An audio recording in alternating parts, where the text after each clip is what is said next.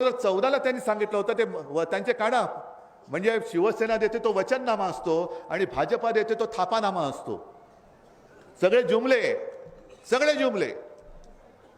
2014 साली त्यांनी सांगितलं होतं की जर समजा तुम्ही सोयाबीन पिकवणारे शेतकरी असाल तर एकराप्रमाणे तुमच्या सोयाबीनला किती उत्पादन खर्च आला त्याच्यामध्ये 50% अधिक आम्ही रक्कम जमा करू आणि मग जो आकडा येईल ती हमी भावाची रक्कम आम्ही तुम्हाला देऊ.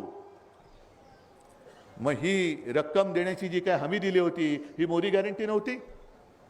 मग तुम्ही जी काय वचनं दिली होती 2 कोटी लोकांना रोजगार मिळणार दरवर्षी, अरे 10 वर्ष जर का काढली तर आजपर्यंत 20 कोटी लोकांना रोजगार मिळाला पाहिजे होता.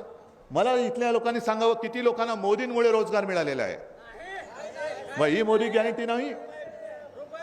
किती लोकांना प्रधानमंत्री आवास योजनेत घर मिळालेलं आहे सांगा जरा.